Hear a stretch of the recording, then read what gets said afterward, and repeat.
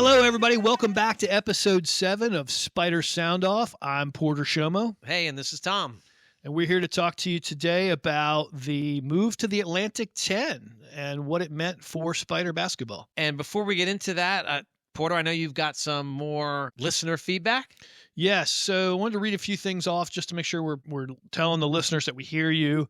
I had a question that I thought was a good one, which if the NCAA tournament had not been canceled in 2020, and we had gone on to the tournament, which we had a great team. I think even Coach Mooney might have said it was the best team he ever had, and we had won a game or possibly even two. Would Jacob Gilyard have jumped Kevin Anderson in my rankings for best all-time point guard? And I went back and I looked at it, and I have to tell you, he very well might have had I had more to talk about on a postseason success level for Jacob. He might have been the greatest Spider men's point guard of all time. Right now, I had it just for my informal rankings. I had Anderson 1. I had Kenny Atkinson 2. Gilyard and Beckwith kind of tied at 3 and 3.5. But I think if Gilyard had a little bit more of a postseason story, meaning two different seasons where he won games, I think he might have jumped everybody and become number 1. So it's very possible. So thank you for that question. I also have a piece of feedback from one of our fans in Virginia Beach, RFD28, we'll call him. He absolutely loved the bonus episode. So, Tom, you actually have a little bit of a redemption tour because he loved it. I have one fan. One fan. You have one fan. And then another question, we'll call it from RC Cola out of New York, was, Brian Jordan was a all-star in the major leagues, which is true. He was an all-star in 1999. And he also had 184 home runs, 821 RBIs, with 6 in the NL MVP voting in 1996, and was an alternate in the 1991 Pro Bowl team as a defensive back for Atlanta. Is it fair to say he was behind Bo Jackson, the second greatest multi-sport athlete of all time, ahead of Deion Sanders, who wasn't as decorated in baseball? And my answer is probably not. I think Deion Sanders still holds that distinction. And because Deion had a pretty good baseball career and was, one of the legendary players of all time in the NFL. I mean, and to give you an example, Deion in one year hit 273 and stole 56 bases, which you don't do unless you're a legit talent. So he played in the majors for a long time. Had a good career, but he was one of the best NFL players of all time. Brian was a better baseball player than Deion, but wasn't quite in Deion's category as a football player. So I'd still say probably the greatest multi-sport athletes of all time. You're looking at Bo Jackson, Deion Sanders, then Brian Jordan. Then Porter Shomo. Porter Shomo, if you count wiffle ball and badminton, I'd be up there in terms of the great sports rankings for sure. And an emerging pickleball talent. Working on my pickleball game. It's not really good yet, but we're working on it for sure. And as far as feedback goes, I want to thank again everybody who takes the time to send us feedback. We really do appreciate it, good or bad. We can roll with the punches. Just a quick reminder to everybody why Tom and I are doing this podcast. One of the first reasons is, to be a top level team, it takes a village. And if you look at the other programs that play basketball in the Atlantic 10, the top programs tend to have a fan-driven podcast. And so we felt like Richmond, needs to have one to remind everybody who's, maybe on the fence of even coming to Richmond that we are serious about our basketball as we are. So that's one reason. We believe in elevating the women's program. Especially after last year, we have a historic team coming into this year. We want people to know about that. So we will spend a lot of time talking about the ladies who play for our women's team, just reminding folks, how impressive that program is. We also want to build community. Fans really can help take the team in bigger, better directions when there's a sense of community. That's why we plug things like the message board. That's why we talk about places you can go to learn more about the teams. We're clearly not doing it for the money, right, Tom? Yeah, not yet. Maybe one day, but right now, that's not the motivation. It's not a financial motivation as to why we're doing the podcast. So your feedback does matter. I think from our perspective, we're building a little bit of momentum, which is exciting. It's, we had kind of internal goals for ourselves. I think we're reaching those goals early. And we're a global brand now, aren't we, Porter? Yeah, 6 different countries are now streaming Spider Sound Off. So for our international listeners, thank you so much. I think, our goal, is to get that beyond 6 in the coming years and see where we can take it. Now, we debate whether we have fans in other countries or we just have fans that had exotic vacations this summer. We are doing well in the Caribbean. But either way, we appreciate it wherever you're listening, and we'd love to know where you're listening to. So you can comment on your podcast platform or on our socials. Just look for Spider Sound Off. And some of our fans have sent us some really good feedback on some episodes they'd like to see. We're going to work on incorporating some of that into future episodes and just try to continue to give you guys some content that you might not get elsewhere, but you might find interesting. Okay, so let's talk about the Atlantic 10. So many of you may have seen that the Atlantic 10 is celebrating its 50th anniversary, which is almost as old as us. So it's interesting to see some of that history of the A-10, but I think it's clear to us that the greatest thing that ever happened to the A-10 was 25 years ago in the year 2000 when they invited Richmond. So let's in our time machine, let's talk about the spring of 2000, where we were now in the new millennium. The Y2K bug turned out to be, well, pretty much not much at all. Bill Clinton was in the White House, so we were heading into a crazy presidential election with Bush versus Gore. Haven't seen too many of those. Yeah, that's right. The whole Florida hanging Chads drama. There's a lot going on in pop culture. Gladiator was a big movie, and still some people would say their favorite. The TV show Survivor was just beginning, and it's been on every year since, multiple times. Some of Porter's favorite artists, like Britney Spears and NSYNC and Destiny's Child, were on the radio. Can't get enough. And Eminem was still living on 8 Mile. And he had those on his Discman that probably sat on his front seat. And if you had a phone, it was probably a Nokia phone, and your favorite game on the phone was Snake. Okay, I don't think I ever played Snake. The sports world, Kobe and Shaq's Lakers were on their way to their first NBA title together. The St. Louis Rams featured the greatest show on turf, and they had just beaten the Tennessee Titans in the Super Bowl by a full yard. And the Yankees were dominating baseball, which shows you how long ago it was, because they were both back-to-back championships, and it's been a long time since the Yankees have dominated anything, it seems. Yeah, that's right.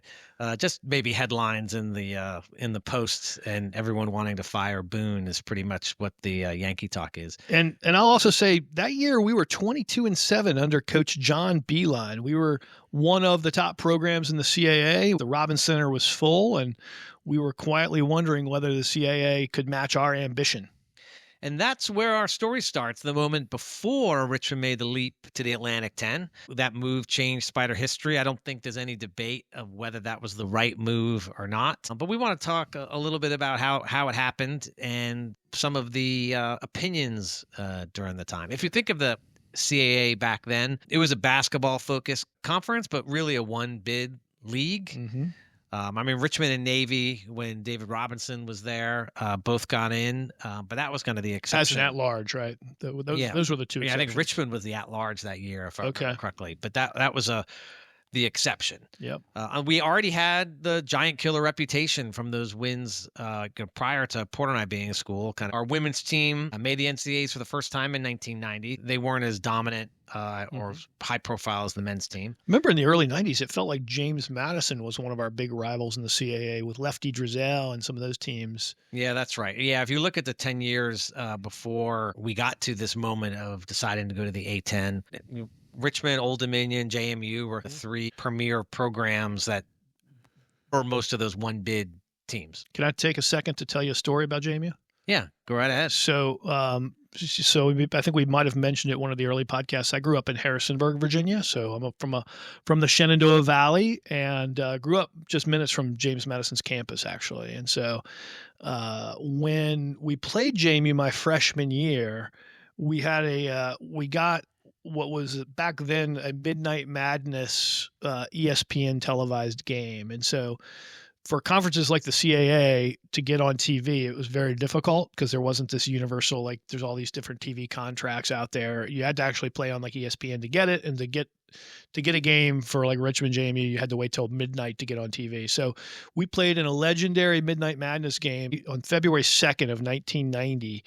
So I decided I was going to take that weekend or whatever it was, what day of the week it was, and go back up to Harrisonburg, visit my folks. So I go back up and do that, wait around till 11 p.m., drive over to the Convocation Center because I knew it was going to be a sellout, which was JMU's arena back then. I actually had gotten some good tickets from a friend of the family, so I was sitting pretty much courtside. I seem to remember I was with somebody. I just can't remember who it was, but I was pretty much right at the midcourt, low seat, perfect seat for what was one of the loudest times I've ever heard a CAA game. I mean, the Convocation Center was packed to the gills with students, and they had been, turning up the party notch quite a bit leading up to midnight. And JMU came out like a shotgun blast and absolutely ran over us from the opening whistle to the end of the game.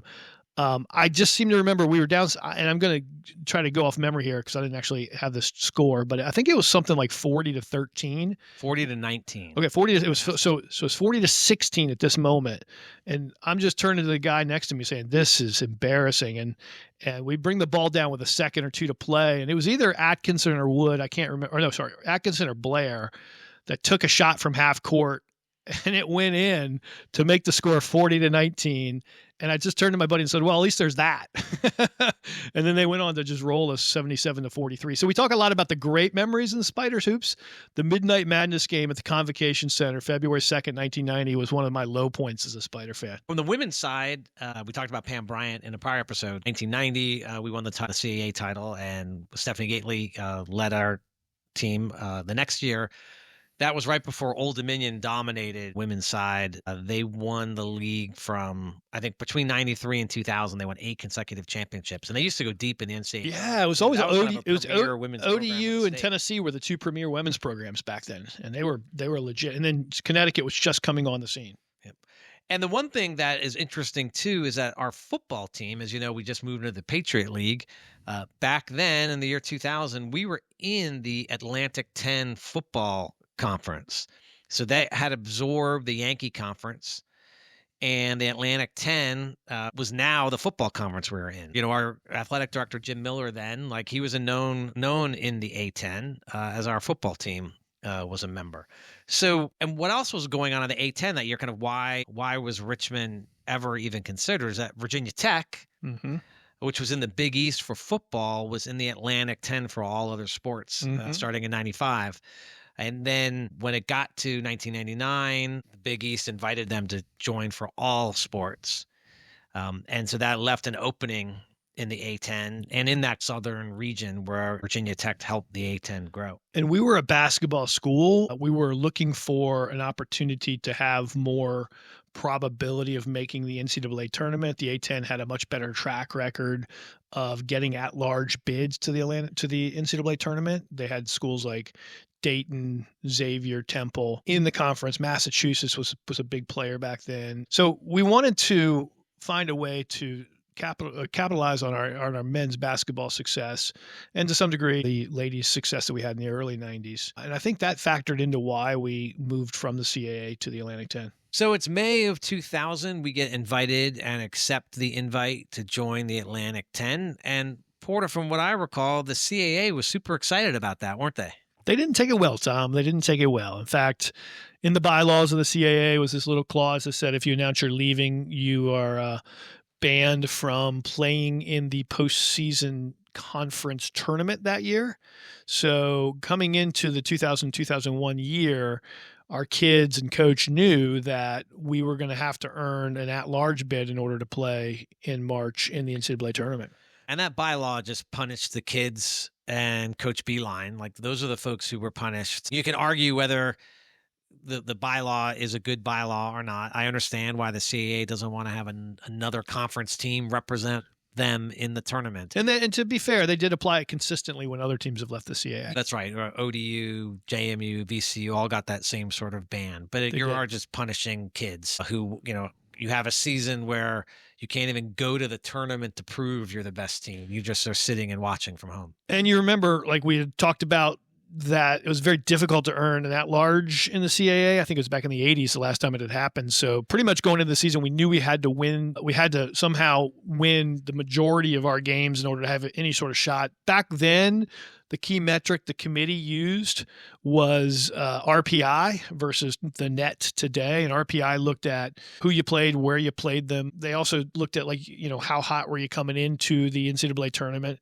But to get an at-large bid, you pretty much needed to be in the top 50 of the RPI. That year, Beilein and crew finished 21-6. They were 43 in the RPI. They had a win against Mississippi State on the road. So by some calculations, that was a team that, if ever deserved an at-large bid, that team deserved it. Looking at the results, one of the things that surprised me is, and 2 of our last 4 games in the CAA were against VCU, and we won both of them. So we ended the season kind of on a roll with wins against VCU, American, George Mason, VCU on the road. So we were kind of at a high, but the RPI just wasn't good enough.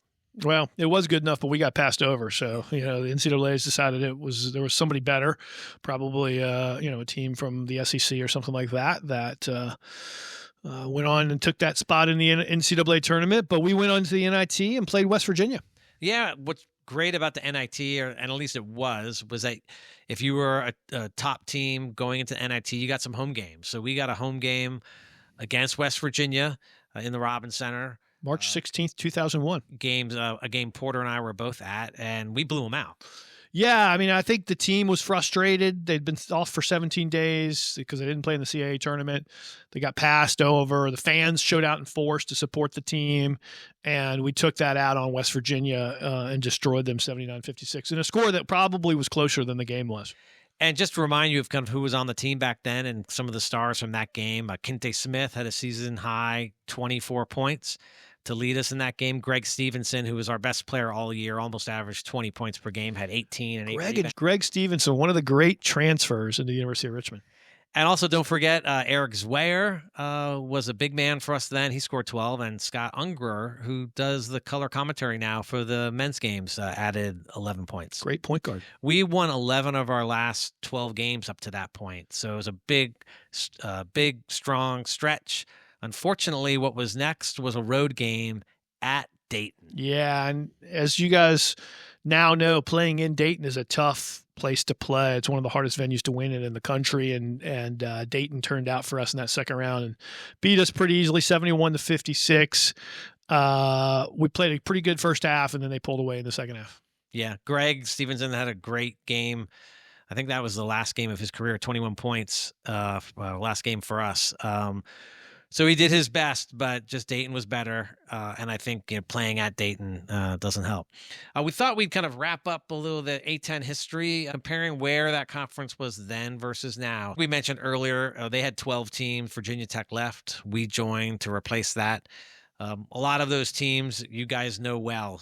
So Duquesne, George Washington, Rhode Island, St. Bonaventure, St. Joe's, LaSalle, Dayton, Fordham. Those are all teams that we still play today. Also UMass, who through last year was in the Atlantic 10, but they have now left. But they were one of the charter members that was still there then. And then 2 teams, the other 2 teams that were there that have since left, and are one Xavier left for the Big East, and then Temple, who's left again, I think, for a bunch of different conferences, because they're a team where they're following football around. But Xavier and Temple were super teams in the A-10.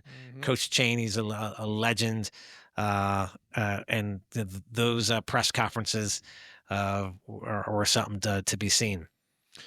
Yeah, we've added since that. We've added St. Louis after Richmond joined. We've added VCU. We've added George Mason. We've added Butler. We've added Charlotte, Loyola Chicago. Great new addition to the A-10. And Butler and Charlotte are they like came and left, right? So Butler, when they came, it was super exciting because they were doing big things in the NCAA tournament, and they were here, I think, for 2 years. And Charlotte's another team like Temple that has been following football around. So, Butler is now in the Big East. So they're still a basketball school, but Charlotte left, and they've been chasing their football team and hoping for football to drive revenue, probably since they left this basketball-focused conference in 2013. So to add a little meat, a little controversy to the end of this episode, Tom, let's talk about what's happened recently in the Atlantic 10. 2 of the last 3 years, I think we were a one-bid league. Is that what you said? Yeah, that's right. I mean, I think what's evolved over time, and really just in the last few years, is that the big conferences became these mega conferences, that they are taking more and more spots. Although I know there's different opinions on this. The NCAA has decided not yet to expand the tournament, so they're still debating that. So it won't be any bigger in 2026. But we are in a place now where the A-10 needs to get 2 teams in. Like, you're always hoping the best team loses in the tournament. So VCU last year was our top team. And I think if they'd lost in the final, we were probably getting 2 teams in, but they won. And we just didn't have a second team that was in that, top 40, 45 kind of net area to kind of get that. I do think, though, that the potential for that to change back in our favor is there. And here's why. So, we were in this weird phase where we switched to the net. Big schools realized how to game the net by beating up on quad 4 teams, early in the season by large margins of points, and then just building up their actual resume by playing in conference. So it became harder and harder for a good team in the Atlantic 10 to get a game, on our home court where we could play somebody of national quality and get that marquee win. But now that they've actually reached an agreement on nil caps and things like that, or on NIL caps, et cetera, then I think the basketball driven schools can share potentially more money for their basketball programs than the big conference teams will be able to commit to it, given that they have to also commit to huge football teams. So I think it could switch back where the A-10 becomes a premier conference for basketball with 3 or 4 teams a year getting in again. I think, like most conferences, even in football, you're going to see, like in the SEC, you're not going to see every team spend the same amount on football. And I think we'll see that in the A-10. I think it'll be important for Richmond to be kind of in that top third of how much you're willing to spend on players. And there will be a difference between the top spending team and the lowest spending team. How much is that is to be determined. And maybe we never know. Some of this will be public when you have public institutions, but a lot of it won't be. But I do think the top half of the A-10, if they're spending that $4 to $5 million in today's money, kind of compared to that $20.5 million we've talked before, you'll be in a place where you can outspend the football conferences. And that's, the Big East is also excited about that too. So, the Big East, which is really focused on basketball, they're also in a place where they don't have, most of them don't have football teams that they need to worry about spending money on.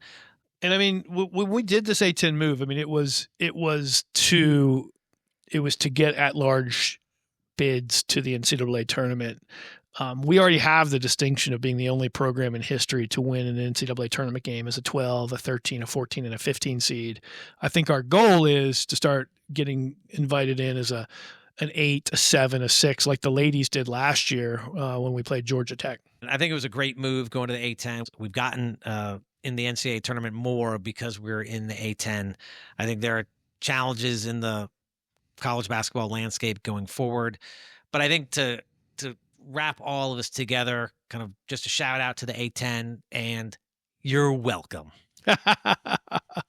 There's your hot take. So anyway, we're going to try to wrap this episode up now, and we'll be back with you in another week about an exciting game of the past. Yeah, it has a potential to be our best episode yet, so stay tuned, and thanks for listening. Okay, so this is Tom. This is Porter. Spiders sounding off. We will try to be funny and entertain. Maybe you'll learn something or just complain.